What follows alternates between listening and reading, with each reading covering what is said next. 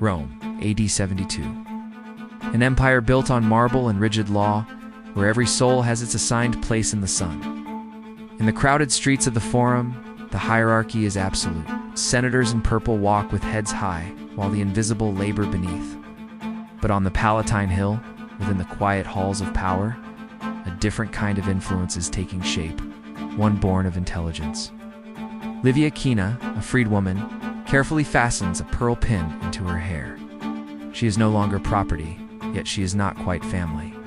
In the grand household of Marcus Varro, she is a ghost in the machine, recognized by many, officially acknowledged by none. Then there's Cornelia, Marcus's legal wife, a highborn patrician. She embodies the dignity and cold distance of the Roman elite.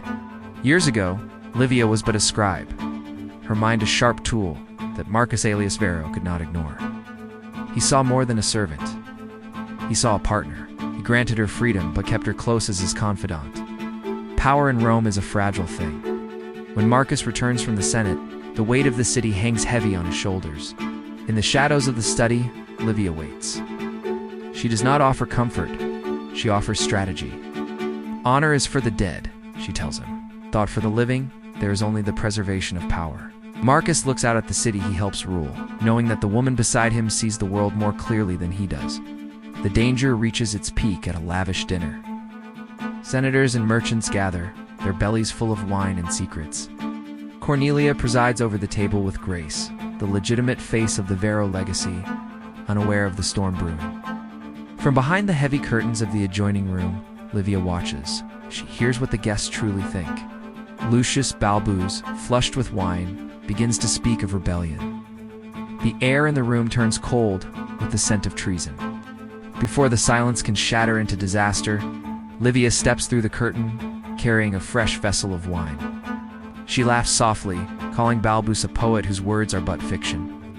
Masterfully redirecting the conversation toward loyalty, the dinner ends, the danger passes. In the quiet atrium, Livia and Cornelia find themselves alone under the flickering lamps. No words are exchanged, but a look passes between them. A mutual recognition of the roles they play to survive. Months pass. Marcus's influence in the Senate grows, guided by the whispers of the woman who technically does not exist. In the safety of the garden, Marcus offers Livia a villa of her own, a gift of security for the service she has provided. Livia accepts with cautious wisdom. In Rome, property is the only true shield against the whims of the powerful. She signs the documents that grant her a house, slaves, and a future that no one can take away. Time is the ultimate arbiter. Years later, the grand bells of Rome toll for Marcus Varro's final journey. Cornelia and her sons lead the mourning, the picture of Roman piety and public grief. Livia stands far off, a shadow among the spectators veiled in gray. She watches the man she advised being praised as a sage. As the crowds disperse, Livia turns away. She descends from the Palatine Hill, merging into the vibrant chaos of the city. She is not a wife. She is not a patrician. But she is no longer property. In the heart of Rome, Livia has one.